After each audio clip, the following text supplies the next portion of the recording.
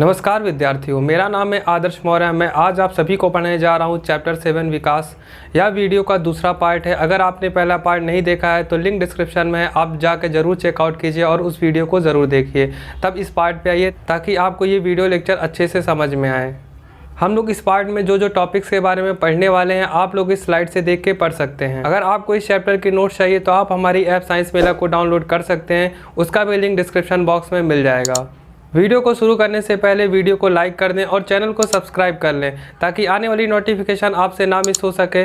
तो ज़्यादा देरी ना करते हुए हम लोग अपने चैप्टर की शुरुआत करते हैं। अब हम लोग पढ़ेंगे विकास की क्रियाविधि, जिसे इंग्लिश में बोलते हैं मैकेनिज्म ऑफ इवोल्यूशन। विभिन्नताएं विकास में कच्ची सामग्री, जिसे इंग्लिश में बोलते हैं रॉ मटेरियल, यहाँ पे लो नहीं है, यहाँ पे रॉ मटेरियल है, का कार्य करती हैं। तो जो विभिन्नताएं होती हैं विकास में किस तरीके से काम करती हैं, कच्ची सामग्री के रूप में काम करती हैं। डार्विन ने विभिन्नताओं को विकास की क्रियाविधि का आधार माना, परंतु वह स्वयं यह नहीं बता सका कि ये विभिन्नताएं कहाँ से आती हैं। डार्विन ने विभिन्नताओं को क्या माना था, विकास की क्रियाविधि का आधार माना था, परंतु वो खुद यह नहीं बता पाए थे कि विभिन्नताएं ये आती कहाँ से हैं। ठीक ना। इसके बाद ह्यूगो डी व्रीज ने इवनिंग प्राइमरोज पर काम कर उत्परिवर्तन सिद्धांत प्रस्तुत किया। उसके बाद एक दूसरे साइंटिस्ट थे हमारे ह्यूगो डी व्रीज। इन्होंने ये जो आप पौधा देख रहे हैं ये किसका पौधा है, इवनिंग प्राइमरोज का है। इन्होंने इस पर काम किया और उत्परिवर्तन के सिद्धांत प्रस्तुत किए, जिसमें उसने बताया कि आनुवांशिक पदार्थ में आए परिवर्तन के कारण जीव के लक्षण प्रारूप में आए बड़े परिवर्तनों को उत्परिवर्तन कहते हैं। तो उन्होंने इस सिद्धांत में ये बताया, अगर आनुवांशिक पदार्थ पे अगर कोई भिन्नता या फिर परिवर्तन आ जाए, ठीक ना, आनुवांशिक पदार्थ कहने का मतलब डीएनए के स्तर पर, ठीक ना, अगर कोई उसमें परिवर्तन आ जाए जिसके कारण जो जीव का लक्षण प्रारूप होता है, यानी कि जो लक्षण हम देख के बाहर से बता सकते हैं उसको हम लोग क्या बोलते हैं, लक्षण प्रारूप कहते हैं। ठीक ना, में आए बड़े परिवर्तनों को उत्परिवर्तन करते हैं। ठीक ना, अगर आनुवांशिक पदार्थ में अगर परिवर्तन आता है तो जाहिर सी बात है उसके लक्षण प्रारूप पे भी क्या आएगा, परिवर्तन आएगा। ठीक ना, और लक्षण प्रारूप में हम लोगों को बहुत बड़ा परिवर्तन देखने को मिलता है और इसी प्रक्रिया को हम लोग क्या कहते हैं, उत्परिवर्तन कहते हैं। तो इस सिद्धांत को किसने दिया था, ह्यूगो डी व्रीज साइंटिस्ट ने दिया था। हम आगे बढ़ते हैं उसमें। उसके अनुसार उत्परिवर्तन से ही विकास होता है और उनके अनुसार ही क्या होता है, उत्परिवर्तन से विकास होता है। इन्होंने इसे साल्टेशन कहा, जिसका अर्थ होता है यहाँ पे विकास होगा, विशाल नहीं, यहाँ पे क्या होगा, विकास। विकास उत्परिवर्तन का बड़ा कदम है। इन्होंने इसे क्या कहा था, एक शब्द में साल्टेशन कहा था, जिसका अर्थ क्या होता है, विकास उत्परिवर्तन का बड़ा कदम है, यानी कि उत्परिवर्तन का बहुत ही बड़ा रोल होता है विकास में। बेटसन ने उत्परिवर्तन को सॉल्टेटरी विभिन्नता कहा और बेटसन ने इसी सेम चीज़ को क्या कहा, उत्परिवर्तन को सॉल्टेटरी विभिन्नता कहा। विभिन्नता व उत्परिवर्तन के साथ साथ अनुकूलनों को भी विकास की क्रिया के लिए जिम्मेदार माना जाता है। तो विभिन्नता और उत्परिवर्तन के साथ साथ हम लोग क्या कहते हैं, अनुकूलनों को भी क्या मानते हैं, विकास की क्रिया के लिए जिम्मेदार मानते हैं। यानी कि इन तीनों का इम्पॉर्टेंट रोल होता है विकास के लिए। अर्थात विकास की क्रियाविधि इन तीन क्रियाओं पर निर्भर होती है। जैसा कि मैंने अभी बताया कि विकास की जो क्रियाविधि होती है इन्हीं क्रियाओं पर क्या होती है, निर्भर होती है। पहला हमारा क्या, उत्परिवर्तन, दूसरा हमारा क्या, विभिन्नता, और तीसरा हमारा क्या है, अनुकूलन। अब हम लोग पढ़ेंगे हार्डी विनबर्ग सिद्धांत के बारे में। इसे इंग्लैंड के गणितज्ञ G.H. हार्डी व जर्मन फिजिशियन विनबर्ग ने 1908 में प्रतिपादित किया। इसमें उन्होंने जीन की आवृत्ति के अध्ययन के लिए सरल गणितीय संबंध स्थापित किए। हार्डी और विनबर्ग दो साइंटिस्ट थे। इन्होंने एक सिद्धांत को 1908 में दिया था। इन्होंने क्या किया था, जीन की आवृत्ति के अध्ययन के लिए इन्होंने सरल गणितीय संबंध स्थापित किए थे। ठीक ना, जिसके बारे में हम लोग पढ़ेंगे अभी। उनके अनुसार यदि किसी बड़ी जनसंख्या को हम लोग क्या बोलते हैं, आबादी समिष्ट मतलब क्या होता है, पॉपुलेशन या फिर जनसंख्या में उत्परिवर्तन, प्राकृतिक वर्ण, जीन प्रवाह अनुपस्थित हो और आबादी में संयोगिक व मुक्त जनन हो तो विभिन्न जीनों की अपेक्षित आवृत्ति पीढ़ी दर पीढ़ी स्थिर बनी रहती है। तो कहने का मतलब यहाँ पे ये है, दो एक्स क्रोमोसोम लेते हैं और इस पे उपस्थित जीन कैपिटल भी और इस पे उपस्थित जीन स्मॉल भी है। ठीक ना, अगर ये अगली पीढ़ी में जाते हैं तो इनमें कोई बदलाव नहीं आता। ठीक ना, यानी कि अगर यहाँ पे भी बी और बी है, ठीक ना, तो यहाँ पे भी क्या रहेगा, बी और बी ही रहेगा। अगर यहाँ पे स्मॉल बी है तो ये अगली पीढ़ी में स्थानांतरित होते हुए भी क्या रहेगा, स्मॉल बी होगा, ठीक ना। यानी कि इनकी जो आवृत्ति पीढ़ी दर पीढ़ी होती है वो क्या होती है, स्थिर बनी रहती है, ठीक ना। अगर उनकी जनसंख्या में उत्परिवर्तन ना हो, प्राकृतिक वर्ण ना हो, ठीक ना, जिसको हम लोगों ने पहले ही पढ़ा था, ठीक ना। उत्परिवर्तन को भी हम लोगों ने 5वें चैप्टर में अच्छे से पढ़ा है, ठीक ना। जीन प्रवाह के बारे में अभी हम लोगों ने नहीं पढ़ा है, ठीक ना, इसको भी हम लोग आगे अभी पढ़ लेंगे, ठीक ना। और आबादी में संयोगिक व मुक्त जनन हो, ठीक। अगर ये परिस्थितियां नहीं रहती हैं तो जो विभिन्न जीन होते हैं, ठीक ना, उनकी आवृत्ति जो होती है यानी कि जो उनका रिपीटेशन होता है पीढ़ी दर पीढ़ी क्या रहता है, स्थिर बना रहता है। तो यही बात यहाँ पे ये दोनों साइंटिस्ट मिलके दिए थे, ठीक ना। और इस पे इन्होंने सरल गणितीय संबंध भी स्थापित किया था, जिसके बारे में अभी हम लोग आगे पढ़ेंगे। एक जीव संख्या में जीन तथा उनके युग्म विकल्पी सदैव अपरिवर्तनीय रहते हैं, इसे आनुवंशिक संतुलन कहते हैं। अगर कोई भी जीव है, ठीक ना, उसके अंदर जो जीन होता है या फिर जीन के ऊपर जो उसका युग्म विकल्पी होता है यानी कि जीन का जो अल्टरनेटिव फॉर्म होता है उसे हम लोग क्या बोलते हैं, युग्म विकल्पी कहते हैं, ठीक ना। जिसके बारे में मैंने चैप्टर 6 में बहुत अच्छे से समझाया था, युग्म विकल्पी और जीन क्या होते हैं। अगर आपको ये चीज़ नहीं समझ में आ रही जीन और युग्म विकल्पी तो आप 6वां चैप्टर जाके ज़रूर देखें। सदैव अपरिवर्तनीय रहते हैं, और सदैव कैसे रहते हैं, अपरिवर्तनीय रहते हैं। यानी कि अगर एक पीढ़ी से दूसरी पीढ़ी तक अगर जीन या फिर युग्म विकल्पी स्थानांतरित होते हैं तो वो कैसे रहेंगे, अपरिवर्तनीय रहेंगे, यानी कि जैसे पहले थे वैसे अभी भी रहेंगे। इसे आनुवंशिक संतुलन कहते हैं, और इसे हम लोग क्या बोलते हैं, आनुवंशिक संतुलन कहते हैं। अर्थात जीन कोष सदैव अपरिवर्तनीय होता है, और अर्थात क्या होता है, जो जीन कोष होता है वो कैसा रहता है, अपरिवर्तनीय होता है, ठीक ना। कहने का मतलब यहाँ पे ये है, अगर ये छोटा सा एरिया हम लोग ले लेते हैं, ठीक ना, तो यहाँ पे 3 प्रकार के ही जीन पॉसिबल हो सकते हैं, जैसा कि small A, capital A small A, ठीक ना, और कैपिटल ए, ठीक ना। तो इतने ही प्रकार के जीन पॉसिबल हो सकते हैं इस एरिया में, इसके अलावा कोई और कॉम्बिनेशन नहीं बन सकता है, जैसा कि आप चित्र में देख सकते हैं, ठीक ना। कैपिटल मतलब लाल कलर के भृंग, यानी कि जो ये कीड़े हैं वो कौन है, भृंग इन्हें बोलते हैं, ठीक। और यहाँ पे स्मॉल ए मतलब क्या होता है, हमारा येलो कलर, ठीक। और हमारा कैपिटल ए स्मॉल ए मतलब होता है ऑरेंज कलर, ठीक ना। तो इन 3 जीन के अलावा हम लोग कोई भी और पॉसिबिलिटी इस छोटे से एरिया में नहीं देख सकते हैं। तो यही बात यहाँ पे कही गई थी। तो सदैव कैसे रहते हैं, अपरिवर्तनीय रहते हैं। यदि द्विगुणित जीव संख्या में एलील कैपिटल ए व स्मॉल ए की आवृत्ति का प्रतिनिधित्व पी व क्यू करता है तो इसे निम्नलिखित समीकरण द्वारा व्यक्त किया जा सकता है, p² 2pq q² = 1। तो इसकी आवृत्ति यानी कि जो इसकी रिपीटेशन होता है, ठीक ना, अगर हम इसको p मान लें, ठीक ना, a को हम लोग क्या मान लें, p मान लें, और स्मॉल a को हम लोग क्या मान लें, q मान लें, ठीक ना।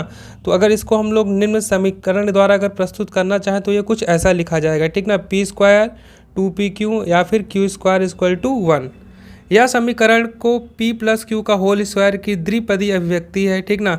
और इस समीकरण को हम लोग कुछ ऐसा भी लिख सकते हैं, यानी कि p + q का हम लोग क्या लिख सकते हैं, इसे होल स्क्वायर भी लिख सकते हैं, ठीक ना। तो यही बात यहाँ पे लिखी गई है, यह समीकरण p + q² की द्विपदी अभिव्यक्ति है, यानी कि इस प्रकार हम लोग इससे व्यक्त करते हैं, ठीक ना। और इसी को हम लोग आगे मैथमेटिक्स में ऐसे कन्वर्ट कर लेते हैं, p² q² + 2pq = 1 में, ठीक ना। एक जीव की संख्या में एलील की आवृत्ति में परिवर्तन होने से आनुवंशिक संतुलन भी बदल जाता है। अगर एक जीव की संख्या में एलील की आवृत्ति में परिवर्तन आ जाए, ठीक ना, यानी कि उसके रिपीटेशन में क्या आ जाए, परिवर्तन आ जाए, उसके होने से क्या होता है, जो आनुवंशिक संतुलन होता है वो भी क्या हो जाएगा, बदल जाएगा, और इसी के परिणाम स्वरूप क्या होता है, विकास होता है, ठीक ना। यहाँ पे हम लोग एलील देखेंगे, एलील को हम लोग क्या बोलते हैं, युग्म विकल्पी बोलते हैं, ठीक ना। यानी कि जीन के अल्टरनेटिव फॉर्म को हम लोग क्या बोलते हैं, युग्म विकल्पी कहते हैं, ठीक ना। यहाँ पे हम एलील को क्या लिखेंगे, p + q का होल स्क्वायर, ठीक ना। यहाँ पे कैपिटल बी किसके लिए है, इस ब्लैक कलर के लिए है, ठीक ना। और यहाँ पे जो स्मॉल बी है ये क्या है, रिसेसिव जीन है, ठीक ना। तो अगर यहाँ पे देखेंगे ये बिल्ली कैसे दिख रही है आपको, ब्लैक दिख रही है, ठीक ना। यहाँ कैपिटल बी और स्मॉल बी है, यहाँ पे जो कैपिटल बी है वो क्या है, डोमिनेंट है, यानी कि प्रभावी लक्षण है। तो यहाँ पे जो आपको बिल्ली दिख रही है वो ब्लैक कलर की दिख रही है, और यहाँ पे दोनों भी स्मॉल में, तो ये बिल्ली कैसे दिख रही है, वाइट दिख रही है, ठीक ना। तो इसी का क्या किया गया है, यहाँ पे होल स्क्वायर किया गया है, ठीक ना। तो p का स्क्वायर मतलब b और b हो जाएगा 2 बार, ठीक ना। और 2pq मतलब कहने का मतलब एक p है और एक q है, यानी कि p को हम लोग क्या माने थे, कैपिटल b माने थे, ठीक ना। जैसा कि आप यहाँ देख सकते हैं, क्योंकि यहाँ पे हम लोग स्मॉल b माने थे प्लस q², ठीक ना। और q² को हम लोग क्या माने, 2 बार स्मॉल b, ठीक ना, और =1, ठीक ना। तो ये क्या हमारा मैथमेटिकल समीकरण है, ठीक ना। और जीन तथा उनके युग्म विकल्पी की जो आवृत्ति होती है पीढ़ी दर पीढ़ी वो क्या होती है, समान रहती है। यानी कि वह अपरिवर्तनीय रहते हैं, यानी कि उनमें कोई भी परिवर्तन नहीं होता है, ठीक ना। यानी कि जो ये जीन है अगर ये एक पीढ़ी से दूसरी पीढ़ी में जाएगा भी तो ये कैसा रहेगा, समान रहेगा, इसमें कोई भी परिवर्तन नहीं आएगा। यही बात हार्डी वेनबर्ग सिद्धांत में हम लोग पढ़ते हैं। अब हम लोग पढ़ेंगे हार्डी वेनबर्ग सिद्धांत को प्रभावित करने वाले कारकों के बारे में, जो कि पहला है हमारा जीन पलायन या फिर जीन प्रवाह। जैसा कि आप लोग इस चित्र में देख सकते हैं, ये क्या है, पहाड़ है। पहाड़ की साइड ब्लू कलर के पक्षी रहते थे और पहाड़ के उस साइड रेड कलर के पक्षी रहते थे, ठीक ना। अगर ये ब्लू कलर का पक्षी किसी कारणवश उड़ के इस साइड चला आया, ठीक ना, यहाँ पे क्या हो जा रहा है, ब्लू कलर के जीन का क्या हो जा रहा है, प्रवाह हो जा रहा है, ठीक ना। अगर रेड कलर का इस साइड अगर आ रहा है तो यहाँ पे भी क्या हो रहा है, जीन का क्या हो जा रहा है, प्रवाह हो जा रहा है, ठीक ना। यानी कि इस आबादी में क्या आ जा रहा है, रेड कलर का एक पक्षी आ जा रहा है, ठीक ना। यानी कि अगर रेड कलर का पक्षी आ जाएगा तो इसका जो जीन होगा रेड कलर वाला वो इस आबादी में भी आगे आने वाली जनरेशन में देखा जाएगा, ठीक ना। ठीक इसी प्रकार पर अगर ब्लू कलर का यहाँ पर चला गया तो आगे आने वाली जो जनरेशन होगी या फिर जो आबादी होगी वहाँ पे हम लोग ब्लू कलर के पक्षी देख सकते हैं, ठीक ना। तो इसी प्रक्रिया को हम लोग क्या बोलते हैं, जीन पलायन या फिर जीन प्रवाह कहते हैं। दूसरा हमारा क्या है, अनुवांशिक विचलन। इसके बारे में हम लोग आगे डिटेल में पढ़ेंगे, अभी आप सिर्फ एज अ टॉपिक इसको पढ़ लीजिए, ठीक ना। अनुवांशिक विचलन आगे आपको पूरा डिटेल में समझाया गया है।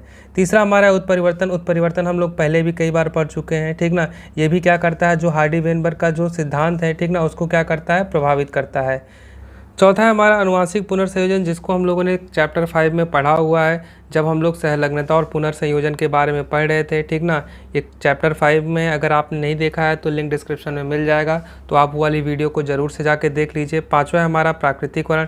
इसको हम लोगों ने पहले पार्ट में एग्जाम्पल के थ्रू समझा था, ठीक ना। प्राकृतिक चयन या फिर प्राकृतिक वर्ण किसे कहते हैं, ठीक ना। तो यही पांचों कारक है जो जीन को प्रभावित कर आनुवंशिक भिन्नता ला सकते हैं, यानी कि हार्डी वेनबर्ग सिद्धांत को क्या कर सकते हैं, प्रभावित कर सकते हैं। हम लोग पढ़ेंगे अब हार्डी वेनबर्ग सिद्धांत की शर्त। हार्डी वेनबर्ग सिद्धांत ये कहता है जो जीन और उनके युग्म विकल्पी हैं उनकी जो आवृत्ति होती है पीढ़ी दर पीढ़ी वो क्या होती है, कांस्टेंट रहती है या फिर समान रहती है, ठीक ना। तो उसको कांस्टेंट रहने के लिए कुछ शर्तें हैं जिसको हम लोग एक एक करके पढ़ेंगे। अगर यही शर्तें हैं तभी क्या रहेगी, कांस्टेंट रहेगी। अगर ये शर्तों को फॉलो नहीं करेगा तो वो कांस्टेंट नहीं रहेगी, यानी कि पीढ़ी दर पीढ़ी उसकी आवृत्ति समान नहीं रहेगी, वो बदल जाएगी। पहली शर्त है हमारी, आबादी के सदस्यों में जनन संयोगिक व मुक्त होना चाहिए। जो आबादी है, सपोज यहाँ पे ये क्या है, एक आबादी है, ठीक ना, और यहाँ पे ये ढेर सारे सदस्य हैं, ठीक ना, और जो इनका जनन होना चाहिए वो संयोगिक व मुक्त होना चाहिए। संयोगिक व मुक्त कहने का मतलब ये है इनका जनन किसी के भी साथ हो सकता है। संयोगिक व मुक्त कहने का मतलब है जैसे कि यहाँ पे सपोज ये सदस्य है, ठीक ना, इनका जनन इसके भी साथ हो सकता है, इसका जनन इसके भी साथ हो सकता है, इसका जनन इसके भी साथ हो सकता है, इसका जनन इसके भी साथ हो सकता है, इसका जनन इसके भी साथ हो सकता है, इसका जनन इसके भी साथ हो सकता है, इसका जनन इसके भी साथ हो सकता है, ठीक ना। तो यहाँ पे जो जनन होना चाहिए वो कैसा होना चाहिए, संयोगिक होना चाहिए, यानी कि यहाँ पे चुनाव करके जनन नहीं होना चाहिए। जैसे कि यहाँ पे अगर मैं चुनाव कर दूँ, ठीक ना, तो ये मुक्त रूप से जनन नहीं कहलाएगा, ठीक ना। तो इसका जनन किसी भी सदस्य के साथ हो तो ऐसे जनन को हम लोग क्या कहेंगे, संयोगिक व फिर मुक्त कहते हैं, ठीक ना। तो ये बात यहाँ पे समझाई गई है पहले पॉइंट में। दूसरा पॉइंट है हमारा, आबादी में उत्परिवर्तन नहीं होना चाहिए। उत्परिवर्तन को हम लोगों ने कई बार पढ़ा है, ठीक ना। सपोज़ यहाँ पे एक एग्जांपल से समझ लेते हैं। आबादी में अगर इसमें उत्परिवर्तन ना आया होता, यानी कि इस सदस्य में अगर उत्परिवर्तन ना आया होता तो इसकी 2 आँखें होती, ठीक ना। उत्परिवर्तन आने के कारण इसके आँखें कितनी हो गई, यहाँ पे 3 आँखें आ गई, ठीक ना। तो अगर ये अगली पीढ़ी में जाएगा, ठीक ना, यानी कि अगर इसका जन्म किसी और भी सदस्य के साथ होगा तो उसमें भी क्या आ जाएगा, उत्परिवर्तन आने के चांसेस है, ठीक ना। तो इस कारणवश जो जीन की फ्रीक्वेंसी रहेगी या फिर जो जीनों की आवृत्ति रहेगी पीढ़ी दर पीढ़ी वो समान नहीं रहेगी, ठीक ना। तो इसीलिए आबादी के अंदर उत्परिवर्तन नहीं होना चाहिए। तीसरा हमारा, लोगों का आबादी के बाहर प्रवास नहीं होना चाहिए। तीसरा हमारा क्या है, लोगों का आबादी के बाहर प्रवास नहीं होना चाहिए, ठीक ना। यानी कि अगर एक जनसंख्या है यहाँ पे, ठीक ना, तो इस आबादी का जो प्रवास हो वो बाहर नहीं जाना चाहिए, यानी कि यहाँ से कहीं नहीं जाना चाहिए, ठीक ना। यानी कि ये यहाँ से इस साइड नहीं आना चाहिए, ठीक ना। तो ये बात यहाँ पे कही गई है, ठीक ना। जो लोग होते हैं आबादी के उनका बाहर प्रवास नहीं होना चाहिए। चौथा हमारा है, अन्य आबादियों से लोगों को इस आबादी में प्रवेश नहीं करना चाहिए। और चौथा हमारा क्या है, अन्य आबादी से भी क्या कहते हैं, लोग उस आबादी में ना आए, ठीक ना। जैसे कि ये अन्य आबादी अगर हो गई, ठीक ना, तो ये नदी पार करके इस आबादी में ना आ पाए, ठीक ना। अगर ये इस आबादी में अगर आ गए तब भी जो जीन की फ्रीक्वेंसी होगी या फिर जो जीन की आवृत्ति होगी पीढ़ी दर पीढ़ी वो चेंज हो जाएगी, ठीक ना। वो क्या हो जाएगी, परिवर्तनशील हो जाएगी, ठीक ना। अपरिवर्तनीय बने रहने के लिए इसका प्रवास यहाँ से यहाँ तक नहीं होना चाहिए, ठीक ना। और लास्ट हमारा आबादी बड़ी होनी चाहिए, और जो आबादी होनी चाहिए वो कैसी होनी चाहिए, बड़ी होनी चाहिए, यानी कि आबादी में बहुत ढेर सारे जीव होने चाहिए, ठीक ना। तो ये कुछ शर्तें थी हार्डी-वेनबर्ग सिद्धांत की, जिनको हम लोगों ने अभी एक एक करके पढ़ाया। आई होप इसे आपको समझ में आया होगा। अब हम लोग पढ़ेंगे अनुवांशिक अपवाह के बारे में। इसे हम लोग अनुवांशिक विचलन के नाम से भी जानते हैं, और इंग्लिश में इसी चीज़ को हम लोग क्या बोलते हैं, जेनेटिक ड्रिफ्ट। और अनुवांशिक विचलन से नई जातियों की क्या होती है, उत्पत्ति होती है, ठीक। और कैसे होती है वो हम लोग अभी देखेंगे। यदि मौलिक जाति के जीन की आवृत्ति में परिवर्तन आता है और उसमें नए जीन जुड़ते हैं तो भिन्न लक्षण वाले जीवों की संख्या बढ़ने लगती है और पुराने सदस्यों या फिर लक्षणों की संख्या घटने लगती है। तो इस चीज़ को हम लोग चित्र के थ्रू समझते हैं। ये हमारी क्या एक मौलिक जाति है, ठीक ना, यानी कि जो आबादी है वो पहले कुछ ऐसी थी, ठीक ना।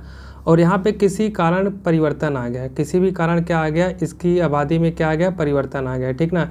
यानी कि कुछ ऐसा हुआ, इतनी दूर के जो जीव थे ये ब्लू कलर वाले, ये क्या हो गए, इनकी किसी कारणवश आपदावश मृत्यु हो गई, ठीक ना। तो यहाँ पे 5 में से सिर्फ एक ही बचा, ठीक ना। जब आगे इस आबादी में जनन हुआ, देखेंगे यहाँ पे जो कुछ ऐसे लक्षण थे, ठीक ना, उनकी संख्या क्या होने लगी, बढ़ने लगी, और जो कुछ ऐसे थे उनकी संख्या क्या होने लगी, घटने लगी, ठीक ना। यदि जीन आवृत्ति में परिवर्तन बार बार होता है, यदि यही परिवर्तन क्या कहते हैं यहाँ पे बार बार होता है और संयोगवश होता है, और ये जो चीज़ें हों वो कैसी होनी चाहिए, संयोगवश होनी चाहिए, ठीक ना, यानी कि बहुत चुनाव करके ना हो, तो इसे अनुवांशिक अपवाह या फिर जेनेटिक ड्रिफ्ट कहते हैं। तो इसी को हम लोग क्या बोलते हैं, अनुवांशिक अपवाह या फिर अनुवांशिक विचलन, या फिर इंग्लिश में इसी को हम लोग क्या बोलते हैं, जेनेटिक ड्रिफ्ट कहते हैं। हमारा अगला है संस्थापक प्रभाव, जिसे इंग्लिश में बोलते हैं फाउंडर इफेक्ट। यानी अनुवांशिक विचलन जब होता है ना, उससे कुछ प्रभाव पड़ते हैं, उनमें से एक है हमारा क्या है, संस्थापक प्रभाव है। यदि जीन की आवृत्ति का परिवर्तन नई प्रजाति को बनाता है और वह मौलिक जाति जिससे नई जाति का विकास होता है वह संस्थापक जाति बन जाती है, इस प्रभाव को संस्थापक प्रभाव या फिर फाउंडर इफेक्ट कहते हैं, ठीक ना। संस्थापक प्रभाव को हम लोग चित्र समझते हैं, जैसे कि आप ये चित्र देख रहे हैं, ये चित्र किसका है, मौलिक जाति का है। इसी मौलिक जाति से हमारा क्या हुआ, नई जाति का क्या हुआ है, विकास हुआ है, और इसी मौलिक जाति से 3 संस्थापक जातियों का आप देखेंगे निर्माण हुआ है, और इसी प्रभाव को हम लोग क्या बोलते हैं, संस्थापक प्रभाव कहते हैं, और जिससे क्या होता है, नई प्रजातियों की उत्पत्ति होती है। तो यही बात यहाँ पे समझाई गई है। अब हम लोग प्राकृतिक वर्ण हार्डी-वेनबर्ग के अनुसार पढ़ेंगे। इसी को हम लोग प्राकृतिक चयन भी कहते हैं, जिसे इंग्लिश में हम लोग बोलते हैं नेचुरल सिलेक्शन। जैसे ही किसी जाति विशेष की आबादी में जीन आवृत्ति बदलती है तो नए लक्षणों का विकास होता है। जैसे ही किसी भी आबादी में जीन की जो आवृत्ति होती है बदलती है तो उससे क्या होता है, नए लक्षणों का विकास होता है। ये नए लक्षण उत्पन्न होते रहते हैं, और जो ये लक्षण होते हैं वो उत्पन्न होते रहते हैं समय के साथ साथ। नए लक्षण यदि वातावरण के अनुकूल होते हैं तो प्रकृति उन्हें स्वीकार करती है, और जो नए लक्षण उत्पन्न हुए अगर वो वातावरण के अनुकूल होते हैं, ठीक ना, तो प्रकृति उन्हें क्या करती है, स्वीकारती है और सपोर्ट भी करती है। इससे ये जीव अधिक से अधिक प्रजनन कर अपनी संख्या बढ़ाते हैं, और जिसके कारण जो जीव होता है अगर लक्षणों को प्रकृति स्वीकार कर लेती है तो वो क्या करते हैं, अधिक से अधिक प्रजनन करते हैं और अपनी संख्या को क्या कर लेते हैं, बढ़ा लेते हैं। और प्राकृतिक वर्ण इन जीवों का सहयोग देता है, और जो प्राकृतिक चयन होता है इन जीवों का क्या करता है, सहयोग करता है, और नई जातियाँ व नई आबादी में विकसित कर देता है, और इनको क्या कर देता है, नई जाति या फिर नई आबादी में इनको क्या कर देता है, विकसित कर देता है। परंतु प्राकृतिक वर्ण स्थायित्व देता है या फिर दिशात्मक या फिर विदारक होता है, ठीक ना। और जो प्राकृतिक वर्ण होता है वो कैसा होता है, स्थायित्व होता है, ठीक ना, या फिर दिशात्मक होता है या फिर विदारक होता है। इनको हम लोग एक एक करके आने वाली स्लाइड में पढ़ेंगे। प्राकृतिक वर्ण की विधियों को 3 भागों में वर्गीकृत किया गया है। पहला हमारा क्या, स्थायी कारक, जिसे इंग्लिश में हम लोग क्या बोलते हैं, स्टेबलाइजिंग प्राकृतिक वर्ण। दूसरा हमारा क्या है, दिशात्मक, जिसे इंग्लिश में बोलते हैं डायरेक्शनल प्राकृतिक वर्ण। और तीसरा हमारा क्या है, विच्छेदन या फिर विदारक, इसको इंग्लिश में हम लोग क्या बोलते हैं, डिसरप्टिव प्राकृतिक वर्ण, ठीक ना। ये तीनों के ग्राफ हैं, ठीक ना। इसको हम लोग एक एक करके अभी आने वाली स्लाइड में समझेंगे और पढ़ेंगे। पहले हमारा स्थायी कारक प्राकृतिक वर्ण, जिसे इंग्लिश में बोलते हैं स्टेबलाइजिंग नेचुरल सिलेक्शन। यदि किसी क्षेत्र की वातावरणीय दशाओं में स्थायित्व रहता है, यानी अगर किसी क्षेत्र का जो वातावरण है, जो उसकी दशा रहती है वो कैसी रहती है, स्थिर रहती है, यानी कि वहाँ पे जो मौसम का परिवर्तन हो वो बार बार ना हो, ठीक ना, या फिर एक समय के बाद होता रहे, यानी कि स्थिर रहे वातावरण, अर्थात पर्यावरण के बदलाव नहीं होते हैं। जैसा कि मैंने बताया कि पर्यावरण में कोई भी प्रकार का बदलाव नहीं होता है। तो औसत समान लक्षण रखने वाले जीव की संख्या में सर्वाधिक वृद्धि होती है। तो जो औसत सामान्य लक्षण रखने वाले जीव होते हैं उनके संख्या में क्या होती है, सर्वाधिक वृद्धि होती है, यानी बढ़ोतरी होती है। और नए या कम उपयोगी लक्षण रखने वाले जीव लुप्त होते चले जाते हैं। और जो नए या फिर कम उपयोगी लक्षण रखने वाले जीव होते हैं वो क्या होते हैं, लुप्त होते चले जाते हैं या फिर समाप्त हो जाते हैं। स्थायीकारी प्राकृतिक वर्ण में लक्षणों की विभिन्नता कम होती है, और जो स्थायी कारक प्राकृतिक वर्ण होता है उसमें जो लक्षणों की विभिन्नता होती है वो कैसी होती है, कम होती है, तथा इसके कारण आबादी अधिक समांग हो जाती है। और जिसके कारण जो आबादी है वो कैसी हो जाती है, अधिक समांग हो जाती है, यानी कि एक दूसरे के समान रूप से दिखाई देने लगती है। यदि स्थायी कारक प्राकृतिक वर्ण की आबादी को ग्राफ की सहायता से समझे तो इसमें स्थिर व ऊंचा शिखर बनता है। अगर इसको हम लोग ग्राफ से समझते हैं, ठीक ना, तो आप देखेंगे यहाँ पे जो ग्राफ बनेगा, ठीक ना, स्थिर बनेगा और ऊंचा बनेगा, ठीक ना, और यहाँ पे जो स्टीप होगा, ठीक ना, आप देखेंगे ये बहुत ही ऊंचा बनेगा, ठीक ना। यहाँ पे लिखा है शिखर ऊंचा और संकरा होता है, ठीक ना। संकरा कहने का मतलब जो ये फिसलन टाइप की चीज़ है ना, ये बहुत ही संकरी होती है, ठीक ना। तो इसमें स्थिर व ऊंचा शिखर बनता है, यही बात यहाँ पे लिखी गई है, ठीक। अब हम स्थायी कारक प्राकृतिक वर्ण का उदाहरण से समझते हैं। मानव शिशुओं में मृत्यु दर जन्म के समय बच्चों का उपयुक्तम वजन 7.3 पाउंड माना जाता है। ऐसे नवजात शिशु का वजन 5.5 पाउंड से कम या 10 पाउंड से अधिक होता है तो उनकी मृत्यु दर ज़्यादा होती है। यानी कि जो उपयुक्तम क्या कहते हैं माना गया है वेट शिशु का, वो 7.3 पाउंड माना गया है, ठीक ना। यानी कि अगर इससे कम होता है तब भी क्या कहते हैं, बच्चे की मृत्यु होती है, और क्या कहते हैं इससे ज़्यादा भी होता है तब भी क्या होती है, बच्चे की मृत्यु हो जाती है, ठीक ना। यानी कि देखेंगे जो यहाँ पे बीच का है, यानी कि जो मध्यवर्ती है, ठीक ना, उसका जो ग्राफ एरिया है आप देखेंगे यहाँ पे बहुत ज़्यादा है, ठीक ना, और इसी वजह से जो ग्राफ है हमारा, ठीक ना, वो ऊंचा बनता है, ठीक ना। और जो यहाँ पे जो ये किनारे किनारे रहते हैं, ठीक ना, ये जो चीज़ें रहती हैं ना, ये क्या हो जाते हैं, एलिमिनेट हो जाते हैं, यानी कि ये धीरे धीरे क्या हो जाते हैं, समाप्त हो जाते हैं, ठीक ना।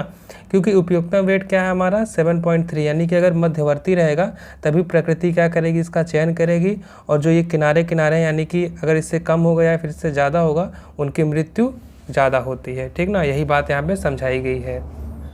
दूसरा है हमारा दिशात्मक प्राकृतिक वर्ण, जिसे इंग्लिश में बोलते हैं डायरेक्शनल नेचुरल सिलेक्शन। दिशात्मक प्राकृतिक वर्ण आबादी में कुछ विशिष्ट लक्षणों को नियमित रूप से एक ही दिशा में परिवर्तित करता है। दिशात्मक नाम से ही जैसा कि हम लोग जानते हैं ये क्या करता है, विशिष्ट लक्षणों को नियमित रूप से क्या करता है, एक ही दिशा में परिवर्तित करता है। तभी संभव होता है जब पर्यावरण भी केवल एक विशिष्ट दिशा की ओर बदलता रहे, और यह तभी संभव होता है जब जो पर्यावरण हो एक विशिष्ट दिशा की ओर क्या होता है, बदलता रहे, ठीक ना। यानी कि इसमें देखेंगे पर्यावरण में बदलाव हो रहा है, और इसके पहले वाले में हम लोग देख रहे थे वहाँ पे पर्यावरण में कोई प्रकार का बदलाव नहीं हो रहा था। इसमें यदि पर्यावरण के बदलाव के अनुसार आबादी में परिवर्तन आते हैं तो यह उनका चयन कर उनकी आबादी में वृद्धि करती है। अगर पर्यावरण में जो बदलाव हो रहे हैं, ठीक ना, उसके अनुसार अगर आबादी में भी क्या आते हैं, परिवर्तन आते हैं, ठीक ना, और प्रकृति फिर उनका चुनाव भी करती है तो उनकी आबादी में क्या आती है, वृद्धि होती है। इस प्रकार का प्राकृतिक वर्ण औसत या समान लक्षणों वाले जीव को लुप्त कर देता है, और इसमें क्या होता है, जो औसत या फिर जो समान लक्षण रखने वाले जीव होते हैं उनको क्या कर देता है, लुप्त कर देता है, जैसा कि हम लोग अभी उदाहरण में समझेंगे। केवल उन्हीं जीवों की संख्या में वृद्धि करता है जो बदलते पर्यावरण के अनुसार नए लक्षण उत्पन्न कर पर्यावरण में अनुकूलित हो जाते हैं, और केवल उन्हीं जीवों की संख्या में ये वृद्धि करता है जो बदलते पर्यावरण के अनुसार क्या हो जाते हैं, नए लक्षण जो उनके अंदर उत्पन्न होते हैं, ठीक ना, उसको क्या कहते हैं, पर्यावरण के हिसाब से क्या हो जाते हैं, वो अनुकूलित हो जाते हैं या फिर ढल जाते हैं, तभी उनकी संख्या में क्या होती है, वृद्धि होती है बदलते पर्यावरण के अनुसार, अथवा नहीं होती है। और इस प्रकार के वर्ण को हम लोग क्या बोलते हैं, प्रगामी विकास कहते हैं, जिसे इंग्लिश हम लोग क्या बोलते हैं, प्रोग्रेसिव इवोल्यूशन, ठीक ना। और इसको हम लोग अभी आगे उदाहरण के थ्रू समझते हैं क्या होता है ये।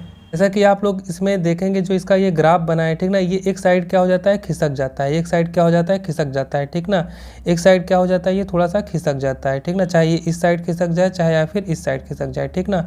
इसीलिए यानी कि ये बीच में नहीं होता, ये ग्राफ थोड़ा सा क्या होता है, खिसकता है, ठीक ना। इसीलिए यहाँ पे लिखा हुआ है दिशात्मक प्राकृतिक वर्ण। उदाहरण में हम लोग देखते हैं बिटसन पेपर मॉथ औद्योगिक अतिकृष्टता द्वारा दिशात्मक वर्ण है, ठीक ना। तो जो औद्योगिक अतिकृष्टता हम लोगों ने पढ़ा था पहले, ठीक ना, पहले पार्ट में, ये क्या है, दिशात्मक वर्ण का एक उदाहरण है। यह इसी अध्याय में पहले विस्तार से दिया जा चुका है, यानी कि यही बात यहाँ पे मैंने आपको बताई है, ठीक ना। हम लोग एक बार देख लेते हैं, ठीक ना। जो यह पहली कंडीशन है ये औद्योगिक क्रांति के दौरान है, ठीक ना, और ये हमारा क्या है, औद्योगिक क्रांति के बाद का सीन है, ठीक ना। आप देखेंगे इस ग्राफ में, ठीक ना, जो ये हमारा भूरे कलर का है, ठीक ना, ये जो भूरे कलर का हमारा मौत है, ठीक ना, इसकी संख्या क्या है, कम है, ठीक ना, इसकी संख्या क्या है, कम है, ठीक। और जो ये हमारा ब्लैक कलर का जो ये मौत है, ठीक ना, इसकी संख्या यहाँ पे आप देखेंगे ये क्या है, ज़्यादा है, ठीक ना। यानी कि जब औद्योगिक क्रांति हुई थी तो आप देखेंगे जो ये पेड़ का जो कलर था, यानी कि ये पोल्यूशन के कारण क्या हो गया था, थोड़ा सा ब्लैक ब्लैक हो गया था, ठीक ना। और जो ये ब्लैक कलर का जो ये मौत था, ठीक ना, इसी में क्या हो जा रहा था, छद्मावरित हो जा रहा था, यानी कि इसमें छुप जा रहा था। ये वाला जो ब्लैक कलर का है ये आसानी से दिखता नहीं था, और जो ये ब्राउन कलर वाला था ये आसानी से दिख जाता था शिकारी द्वारा, तो इसका शिकार कर लिया जाता है, ठीक ना। और इनकी आबादी औद्योगिक क्रांति के दौरान घटती चली गई, ठीक ना। तो इसीलिए क्या कहते हैं, जो ये ग्राफ था थोड़ा सा देखेंगे इस साइड खिसक आया है, ठीक ना, यानी कि 20 से थोड़ा सा इस साइड खिसक आया है, ठीक ना। और दूसरी कंडीशन में हम लोग देखेंगे जो औद्योगिक क्रांति के बाद का सीन है, ठीक ना, उसके बाद जब पोल्यूशन हट गया धीरे धीरे पेड़ों से, ठीक ना, तो पेड़ की जो छाल थी वो कैसे दिखने लगी थी, ब्राउन दिखने लगी थी, ठीक ना। जब यहाँ पे ये ब्राउन कलर का जो ये मौत है वो बैठा, ठीक ना, तो ये क्या कहता है, इसमें आसानी से छुप जाता था, और अब ब्लैक वाले आसानी से छुप नहीं पाते थे, ठीक ना। और इनकी संख्या आप देखेंगे यहाँ पे इस ग्राफ में क्या हो गई है, कम हो गई, ठीक ना। तो यानी कि एक दिशा में ही क्या कहते हैं ग्राफ मूव कर रहा है, ठीक ना, यानी कि ये इधर भी मूव कर रहा है और इस साइड भी मूव कर सकता है, ठीक ना। जैसे प्रकृति रहेगी उसी हिसाब से क्या होगा, दिशात्मक प्राकृतिक वर्ण होगा, ठीक ना। तो दोनों ही कंडीशन आप देख के बता सकते हैं ये कौन सी कंडीशन है, औद्योगिक क्रांति के दौरान है, और ये कब है, औद्योगिक क्रांति के बाद, ठीक ना। औद्योगिक क्रांति के बाद क्या कहते हैं, इनकी जनसंख्या में कमी आने लगी, क्योंकि ये शिकारी द्वारा आसानी से देख लिए जाते थे और इनका शिकार कर लिया जाता था। तो इसी को हम लोग क्या बोलते हैं, दिशात्मक प्राकृतिक वर्ण। यही कहने का मतलब है यहाँ पहले प्रकृति क्या कहते हैं, ये ब्लैक वाले को चूज़ करती थी, अब क्या कहते हैं, इस ब्राउन वाले को चूज़ करने लगी, ठीक ना। यानी कि जैसे वातावरण बदलता है उसी हिसाब से प्रकृति क्या करती है, चयन करती है उसी दिशा में। तो इसी को हम लोग क्या बोलते हैं, दिशात्मक प्राकृतिक वर्ण कहते हैं। तीसरा हमारा विदारक या फिर विचलित वर्ण, जिसे इंग्लिश में बोलते हैं डिसरप्टिव सिलेक्शन, या दोनों पराकाष्ठाओं पर उपस्थित सदस्यों का चयन करती है। यानी कि जो दोनों पराकाष्ठ होते हैं, यानी कि जो दोनों एंड होते हैं, ठीक ना, यहाँ पे उपस्थित सदस्यों का क्या करती है, ये चयन करती है, और मध्यम पर उपस्थित सदस्यों को विलुप्त करती है। और जो ये मध्यम पर उपस्थित जीव होते हैं, ठीक ना, इनको क्या कर देती है, विलुप्त कर देती है, यानी कि इनको समाप्त कर देती है। इस प्रकार के प्राकृतिक वर्ण के पश्चात 2 शिखर प्राप्त होते हैं, जैसा कि हम लोग ग्राफ में देख सकते हैं, यहाँ पे 2 शिखर प्राप्त हुए हैं, ठीक ना, क्योंकि अधिक सदस्य वितरण वक्र के दोनों सिरों पर परिधि मान को प्राप्त होते हैं। वितरण वक्र क्या होता है, जो आप ये ढलाने देख रहे हैं, ठीक ना, यहाँ पे जो चढ़ाव और उतार देख रहे हैं, इसी को हम लोग क्या बोलते हैं, वितरण वक्र कहते हैं, ठीक ना। और दोनों सिरों पर क्या होते हैं, परिधि मान को प्राप्त होते हैं। परिधि मान कहने का मतलब है ये पूरा ऊपर तक छूते रहते हैं, ठीक ना, यानी कि ये पूरा परिधि तक होते हैं, ठीक ना। तो ये बात यहाँ पे लिखी है कि दोनों सिरों पर क्या होते हैं, परिधि मान को प्राप्त होते हैं। अब हम लोग इसको एक उदाहरण समझते हैं। लिम्पेट, लिम्पेट क्या होता है, एक समुद्री मोलस्क होता है, यानी कि जो आप ये चित्र देख रहे हैं इसी को हम लोग क्या बोलते हैं, लिम्पेट कहते हैं, ठीक ना। में कवच का रंग पूर्णतः सफ़ेद से गहरे भूरे तक विस्तृत होता है, यानी कि इनका रंग क्या होता है, सफ़ेद भी हो सकता है, भूरा भी हो सकता है, इनके बीच का भी हो सकता है, ठीक ना। यही बात यहाँ पे लिखी है, सफ़ेद से गहरे भूरे तक विस्तृत होता है, ठीक। सफ़ेद लिम्पेट सफ़ेद रंग वाले बकल जीवों के साथ छद्मावरित हो जाते हैं, जबकि भूरे रंग वाले भूरे रंग की चट्टानों पर सुरक्षित रहते हैं। जो सफ़ेद रंग के लिम्पेट होते हैं, ठीक ना, वो क्या कहते हैं, एक बकल नाम का जीव होता है, ठीक ना, वो भी कैसा दिखता है, सफ़ेद कलर का दिखता है, ठीक ना। तो वो उसमें क्या हो जाते हैं, छुप जाते हैं, यानी कि जब उसके साथ रहते हैं, ठीक ना, तो वो कैसे हो जाते हैं, छद्मावरित हो जाते हैं, यानी कि वो छुप जाते हैं, ठीक ना। और जबकि जो भूरे रंग वाले होते हैं, यानी कि जब ये भूरे रंग वाले होते हैं, ठीक ना, इन्हीं का, तो वे चट्टानों पर क्या हो जाते हैं, सुरक्षित होते हैं, यानी कि जो चट्टान बनी रहती है वहाँ पे क्या होते हैं, ये सुरक्षित रहते हैं, ठीक ना। परंतु मध्यवर्ती रंग वाले लिम्पेट परभक्षी पक्षियों द्वारा शिकार कर ले जाते हैं, और जो इनका मध्यवर्ती रंग होता है, यानी कि ना जो सफ़ेद होता है ना कि भूरा रंग होता है, ठीक ना, यानी कि इनकी अलग अलग प्रकार की प्रजातियाँ पाई जाती हैं, सफ़ेद रंग से क्या कहते हैं, भूरे रंग तक, यानी कि इसके बीच का कोई भी रंग भी हो सकता है, ठीक ना। तो जो मध्यवर्ती रंग वाला लिम्पेट होता है वो परभक्षी पक्षियों द्वारा क्या कर लिया जाता है, शिकार कर लिया जाता है, ठीक ना, जिसके परिणाम स्वरूप विचलित वर्ण होता है, यानी कि जिसके परिणाम स्वरूप क्या होता है, विचलित वर्ण होता है, यानी कि कुछ इस प्रकार का क्या होता है, ग्राफ हम लोगों को प्राप्त होता है, ठीक ना। यानी कि सफ़ेद रंग वाला बच जाता है तो इनकी संख्या क्या हो जाती है, बढ़ जाती है, इसीलिए जो ये एरिया है आपको क्या कहते हैं, ज़्यादा दिखेगा और थोड़ा सा ये बढ़ा हुआ दिखेगा, ठीक ना। और जो मध्यवर्ती होते हैं यहाँ पे क्या होता है, मध्यवर्ती यानी कि इनकी जो साइज़ हो गई वो क्या हो गई है, घट गई है, इसीलिए यहाँ पे आप देखेंगे जो ये ग्राफ है यहाँ पे क्या है, मध्यवर्ती का आपको छोटा दिख रहा होगा, ठीक। और जो हम लोग देखते हैं जो ये भूरे रंग वाले लिम्पेट थे वो भी क्या कहते हैं, चट्टानों पे रह के क्या हो जाते थे, बच जाते थे, ठीक ना, इसलिए भी इनका जो ग्राफ दिख रहा है आपको, ठीक ना, ये बड़ा दिख रहा है, ठीक ना, और एरिया भी इसका क्या है, बड़ा है और ये ऊँचा भी है, ठीक ना। तो यही बात विदारक क्या विचलित वर्ण में हम लोगों को पढ़ाई जाती है या फिर बताई जाती है कि जो क्या कहते हैं किनारे वाले होते हैं। किनारे कहने का मतलब है ये जो सफ़ेद रंग का है और जो ये भूरे रंग का है, ठीक ना। प्रकृति ने इनका चयन किया और इनकी संख्या को क्या किया है, बढ़ाया है, ठीक ना। और जो मध्यवर्ती वाले थे इनका चयन नहीं किया प्रकृति और इनकी जनसंख्या क्या हुई, कमी आई और ये धीरे धीरे क्या हो जाएंगे, लुप्त हो जाएंगे, ठीक ना। और इसीलिए यहाँ पे जो ये ग्राफ प्राप्त होता है ये कुछ इस प्रकार का प्राप्त होता है, यानी कि दोनों साइड क्या कहते हैं, दो शिखर मिलते हैं और बीच में क्या रहता है, ये डाउन रहता है। तो इसी प्रकार हमारा ये तीनों प्राकृतिकरण खत्म होता हुआ। अब हम लोग अपना अगला टॉपिक पढ़ते हैं। अब हम लोग पढ़ेंगे विकास का संक्षिप्त विवरण, जिसे इंग्लिश में बोलते हैं a brief account of evolution.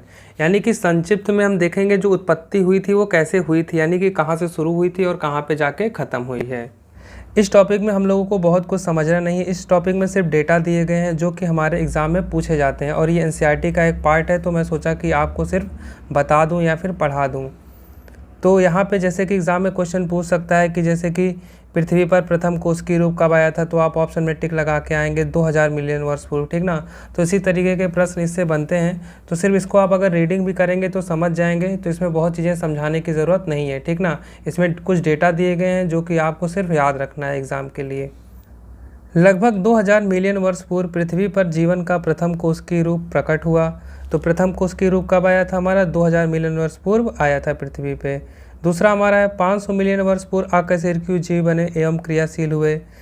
तीसरा है हमारा जबड़े रहित मछलियाँ संभवतः 350 मिलियन वर्ष पूर्व विकसित हुई। चौथा है हमारा समुद्री खरपतवार एवं कुछ पादप संभवतः 320 मिलियन वर्ष पूर्व अस्तित्व में आए। अगला पॉइंट है हमारा जो पहले जीव धरती पर प्रकट हुए वे पादप थे। जो पहले जीव धरती पर प्रकट हुए वो क्या थे, हमारे पौधे थे या फिर पादप थे। जब धरती पर जंतु अस्तित्व में आए तब ये पादप धरती पर खूब फैल चुके थे, यानी कि जब धरती पर जंतु अस्तित्व में, यानी कि जब जंतुओं का निर्माण हुआ तब तक ये जो पौधे थे वो धरती पर खूब फैल चुके थे। इसी में हमारा अगला पॉइंट है मजबूत एवं सुदृढ़ पंखों वाली मछलियां धरती पर आ जा सकती थी। और जो मजबूत और सुदृढ़ पंखों वाली मछलियां थी वो धरती पर क्या कर सकती है, आ जा सकती थी, यानी कि वो पानी में भी रह सकती थी और धरती पर भी आ जा सकती थी। ऐसा लगभग 350 मिलियन वर्ष पूर्व संभव था। और ऐसा कब संभव था, लगभग 350 मिलियन वर्ष पूर्व संभव था। सन 1938 में दक्षिण अफ्रीका में एक मछली पकड़ी गई जो सीलाकेंथ थी, जिसे विलुप्त मान लिया गया था। यानी कि जो एक मछली पकड़ी गई थी 1938 में दक्षिण अफ्रीका में, सीलाकेंथ, इसको हम लोगों ने क्या कर लिया था, विलुप्त मान लिया था, लेकिन ये अभी भी अस्तित्व में बनी है। ये सीलाकेंथ अथवा पॉलीपंख, जिसे इंग्लिश में बोलते हैं लोब फिन्स, पहले उभयचर प्राणी के रूप में विकसित हुए। तो ये जो सीलाकेंथ था ये हमारा पहले किसके रूप में विकसित हुआ था, उभयचर प्राणी के रूप में विकसित हुआ था, जो जल एवं थल दोनों पे ही रह सकते हैं। तो उभयचर प्राणी ऐसे प्राणी होते हैं जो जल एवं थल पे दोनों ही रह सकते हैं। हमारे पास आज इनका कोई भी नमूना नहीं बचा है और हमारे पास आज इनका कोई भी नमूना नहीं बचा है, क्योंकि ये क्या हो गए हैं, समय के साथ विलुप्त हो गए हैं। हालांकि ये आधुनिक युग के प्राणी मेढक एवं सैलेमेंडर जीव के पूर्वज थे। हालांकि इनको हम लोग किसका पूर्वज मान सकते हैं, मेढक एवं सैलेमेंडर का पूर्वज मान सकते हैं, ठीक ना। और जो उभयचर प्राणी थे बाद में चल के क्या कहते हैं, सरीसृपों के रूप में विकसित हुए। ये मोटे कवच वाले अंडे देते थे और ये क्या करते थे, मोटे कवच वाले अंडे देते थे जो उभयचर अंडों की तरह धूप में सूखते नहीं। एक बार फिर आज हम इनके केवल उत्तराधिकारी कच्छाप, यानी कि जिसे हम लोग बोलते हैं कछुआ, ठीक ना, यहाँ पे थोड़ा सा गलत लिखा है, यहाँ पे क्या होगा, कछुआ, तथा मगर को हम लोग क्या बोलते हैं इंग्लिश में, क्रोकोडाइल या घड़ियाल ही देख सकते हैं, ठीक ना। अब उसी में हम लोग आगे पढ़ते हैं। साइनेसिप्स स्तनधारी समान आरंभिक सरीसृप थे। जो साइनेसिप्स स्तनधारी थे वो आरंभिक में क्या थे, हमारे सरीसृप थे, जिन्होंने स्तनधारियों को उत्पन्न किया और जिन्होंने क्या किया था, स्तनधारियों को उत्पन्न किया। सारोपसिड छिपकली यहाँ पे होगा संभवतः आरंभिक सरीसृप थे जिन्होंने विभिन्न प्रकार के डायनासोर, आधुनिक सरीसृपों तथा पक्षियों को जन्म दिया। अगले 200 मिलियन वर्ष बाद विभिन्न आकार एवं आकृति वाले सरीसृपों ने पृथ्वी पर आधिपत्य कायम किया। विशाल फर्न या टेरिडोफाइड उपस्थित थे, किंतु वे सभी धीरे धीरे मरकर कोयले के भंडार बन गए। कुछ सरीसृप पुनः पानी में चले गए और लगभग 200 मिलियन वर्ष पूर्व संभवतः मछली जैसे सरीसृप, जिसे कि हम लोग क्या बोलते हैं, इक्थोसोरस के रूप में प्रकट हुए। पृथ्वी पर रहने वाले सरीसृप निश्चित ही डायनासोर थे। इनमें सबसे बड़ा टायरेनोसोरस रेक्स था, जो लगभग 20 फुट ऊंचा तथा विशाल डरावने कटार जैसे दांतों वाला था।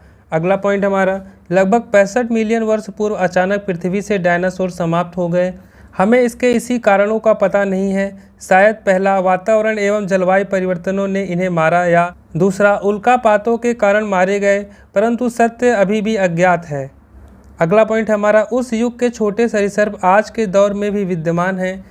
पहले स्तनधारी प्राणी श्री मंजोरू थे, इनके जीवाश्म छोटे आकार के हैं। अगला पॉइंट हमारा, स्तनधारी प्राणी जरायुज होते हैं तथा उनके अजन्मे शिशु माँ के अंदर ही गर्भ में सुरक्षित रहते हैं।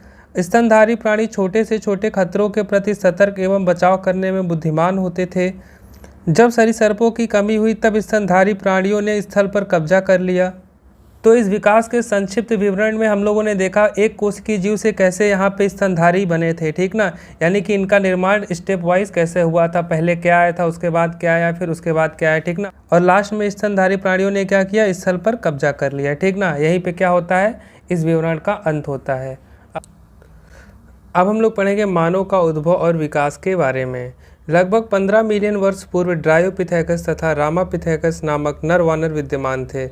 जो ड्रायोपिथेकस थे वो कुछ एप लाइक दिखते थे, यानी कि वो एप की तरह दिखते थे, और जो रामापिथेकस थे वो कुछ ह्यूमन की तरह दिखते थे। इन लोगों के शरीर बालों से भरपूर थे तथा गोरिल्ला एवं चिंपैंजी जैसे चलते थे। इन लोगों के शरीर बालों से भरपूर थे तथा गोरिल्ला एवं चिंपैंजी जैसे चलते थे, और इन लोगों के जो शरीर थे वो बालों से भरपूर थे, यानी कि बालों से पूरे ढके थे, और ये गोरिल्ला और चिंपैंजी जैसे चलते थे।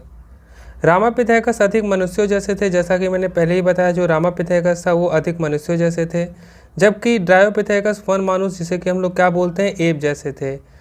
इथोपिया तथा तंजानिया में कुछ जीवाश्म, जिसे कि इंग्लिश में हम लोग क्या बोलते हैं, फॉसिल अस्थियां मानव जैसी प्राप्त हुई हैं। आगे, ये जीवाश्म मानवीय विशिष्टताएं दर्शाते हैं जो इस विश्वास को आगे बढ़ाती है कि 3 से 4 मिलियन वर्ष पूर्व मानव जैसे नर वानर गण, जिसे कि हम लोग क्या बोलते हैं, प्राइमेट्स, पूर्वी अफ्रीका में विचरण करते रहे थे। ये लोग संभवतः ऊंचाई में 4 फुट से बड़े नहीं थे, किंतु वे खड़े होकर सीधे चलते थे। लगभग 2 मिलियन वर्ष पूर्व ऑस्ट्रेलियोपिथेक्सिन, जिसे कि हम लोग क्या बोलते हैं हिंदी में, आदि मानव, संभवतः पूर्वी अफ्रीका में घास स्थलों में रहता था। पूर्वी अफ्रीका के घास स्थलों में रहता था। साक्ष्य यह प्रकट करते हैं कि वे प्रारंभ में पत्थर के हथियारों से शिकार करते थे, किंतु प्रारंभ में फलों का ही भोजन करते थे।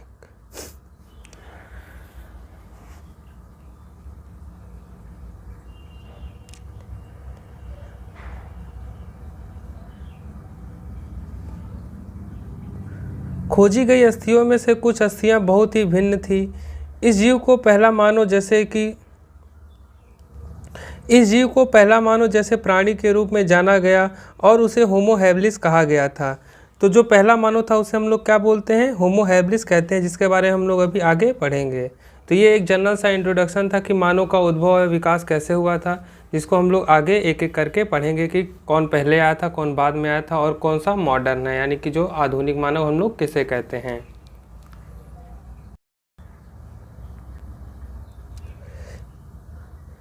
पहला हमारा है होमो हैबिलिस, प्रथम मानव समान पूर्वज, यानी कि इन्हें हम लोग क्या बोलते हैं, प्रथम मानव कहते हैं, ठीक ना। और ये हमारे पूर्वज थे।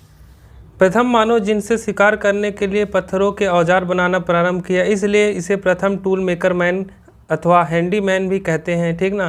तो ये पहले मानव थे जिन्होंने क्या किया था, पत्थरों से औजार बनाना प्रारंभ किया था, इसीलिए इनको हम लोग क्या बोलते हैं, टूल मेकर मैन अथवा हैंडी मैन भी कहते हैं। ये संभवतः मांस नहीं खाते थे और ये संभवतः मांस को नहीं खाते थे, ये बात ध्यान रखना। अगला पॉइंट है हमारा, इनकी कपाल क्षमता 650 से 800 सीसी के मध्य होती है, यानी कि जो इनकी कपाल क्षमता होती है, यानी कि जो इनका ब्रेन होता है, ठीक ना, उसकी कैपेसिटी कितनी होती है, 650 से 800 सीसी के मध्य थी। इनके जीवाश्म डॉक्टर लीकी द्वारा अफ्रीका में 2 मिलियन वर्ष पुरानी चट्टानों से प्राप्त किए गए थे, और ये गुफाओं में रहते थे। और ये कहाँ पे रहते थे, होमो हैबिलिस गुफाओं में रहते थे, ठीक ना। तो ये इनके बारे में कुछ जनरल बातें थी जो आपको याद रखनी हैं।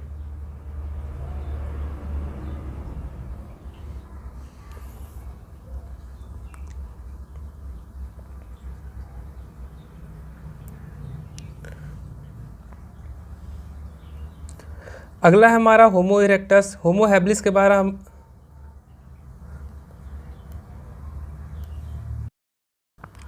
दूसरा है हमारा होमो इरेक्टस। होमो हैबिलिस के बाद हमारे होमो इरेक्टस आए। ये 1.5 मिलियन वर्ष पूर्व विद्यमान थे। ये 1.5 मिलियन वर्ष पूर्व पृथ्वी पे क्या थे, विद्यमान थे। ये 1.5 मिलियन वर्ष पूर्व पृथ्वी पे विद्यमान थे। ये पृथ्वी पे कब से हैं? 1.5 मिलियन वर्ष पूर्व से हैं।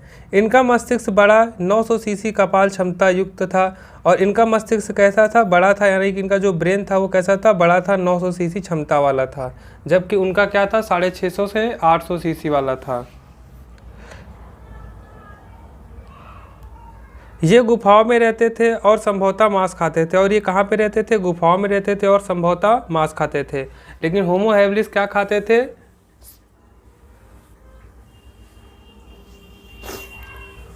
लेकिन जो होमो हैबिलिस थे वो शाकाहारी थे, वो मांस नहीं खाते थे। होमो इरेक्टस के बाद हमारे होमो सैपियंस निएंडरथैलेसिस आए। ये 1 लाख से 40 वर्ष पूर्व पूर्वी व मध्य एशियाई देशों में रहते थे तथा इनके जीवाश्म जर्मनी की नीदरलैंड घाटी से प्राप्त किए गए। इनका मस्तिष्क का आकार 14 सीसी यानी कि आधुनिक मानव के समान था। ये अपनी शरीर की रक्षा के लिए जानवरों की खाल का प्रयोग करते थे। ये अपने मृतकों को जमीन में गाड़ते थे और संभवतः आत्मा की अमरता में विश्वास करते थे। ये झोपड़ियों में रहते थे तथा स्वभाव में सर्वाहारी थे। बोलने का केंद्र, जिसे इंग्लिश में हम लोग बोलते हैं स्पीच सेंटर, तथा भाषा का केंद्र, जिसे कि हम लोग बोलते हैं इंग्लिश में लैंग्वेज सेंटर का विकास प्रारंभ हुआ। यानी कि इनके ब्रेन में क्या था? स्पीच सेंटर भी डेवलप हुआ था और लैंग्वेज सेंटर भी डेवलप हुआ था, यानी कि ये लैंग्वेज को बोल और समझ सकते थे। उसके बाद है हमारे आधुनिक मानव, जिसे कि हम लोग साइंटिफिक लैंग्वेज में बोलते हैं होमो सैपियंस और सैपियंस, ठीक ना। ये क्या कहलाते हैं? आधुनिक मानव, यानी कि जो आज के ज़माने के मानव हैं वो क्या कहलाते हैं? होमो सैपियंस एंड सैपियंस, ठीक। 75,000 से 10,000 वर्ष पूर्व हिमयुग के दौरान आधुनिक युगीन मानव पैदा हुआ। यह अफ्रीका में विकसित हुआ और धीरे धीरे विभिन्न महाद्वीपों में फैलता था। इसके बाद यह भिन्न प्रजातियों, जिसे कि हम लोग बोलते हैं जैसे कैसुआइड, नेग्रोइड, मंगोलॉइड तथा एस्ट्रोलाइड में विकसित हुआ। यह आज का मानव, जिसे इंग्लिश में बोलते हैं मैन ऑफ टुडे है, जिनकी कपाल क्षमता 1300 से 1600 सीसी, औसतन 1450 सीसी है। यानी कि जो आज के मानव है इनकी औसतन क्या कहते हैं? कपाल क्षमता, या फिर जिसे कि इंग्लिश में बोलते हैं ब्रेन कैपेसिटी 1450 सीसी है, ठीक ना। और 1300 से 1600 सीसी तक हो सकती है, कुछ भी इसके अंदर का कोई भी नंबर। इस मानव में पूर्व विकसित ठोड़ी, पूर्ण विकसित बोलने का केंद्र, तुलनात्मक रूप से छोटा ललाट तथा शरीर पर बाल कम हैं। यहाँ पे जिनके जबड़े अर्धवृत्ताकार तथा चेहरा ऑर्थोग्रैंथस है। ऑर्थोग्रैंथस कहने का मतलब मैं आपको दिखाता हूँ। इस चेहरे को हम लोग क्या बोलते हैं? ऑर्थोग्रैंथस टाइप का चेहरा, ठीक ना। इसी को हम लोग क्या बोलते हैं? ऑर्थोग्रैंथस टाइप के चेहरे को बोलते हैं, ठीक। यह स्वभाव से सर्वाहारी, यानी कि ये मांस, फल फूल या कुछ भी ये खा सकते हैं। कृषि का प्रारंभ भी इन्हीं मानव द्वारा किया गया, और जो कृषि का प्रारंभ हुआ था इन्हीं मानव द्वारा किया गया था। कृषि कार्य लगभग 10,000 वर्ष पूर्व हुआ। जो पृथ्वी पे कृषि कार्य वो हमारी पृथ्वी पे कब शुरू हुआ है? 10,000 वर्ष पूर्व हुआ है। और मानव बस्तियां बनना शुरू हुई। उसके बाद क्या होना शुरू हुआ? मानव बस्तियां बनना शुरू हुई हैं, ठीक। तो ये था, हम लोगों ने आधुनिक मानव के बारे में पढ़ा। तो इसी के साथ हमारा चैप्टर ख़त्म होता हुआ। अगर आपको यह वीडियो पसंद आया हो तो कृपया वीडियो को लाइक करें और चैनल को सब्सक्राइब करें। अगर आपको नोट्स चाहिए इस चैप्टर की तो आप हमारे ऐप साइंस मेला को डाउनलोड कीजिए, लिंक आपको डिस्क्रिप्शन बॉक्स में मिल जाएगा। अगर आपने इस वीडियो का पहला पार्ट नहीं देखा है तो उसको भी जाके देखिए, उसका भी लिंक आपको इसके डिस्क्रिप्शन बॉक्स में मिल जाएगा। तब तक के लिए हमसे जुड़े रहें, धन्यवाद।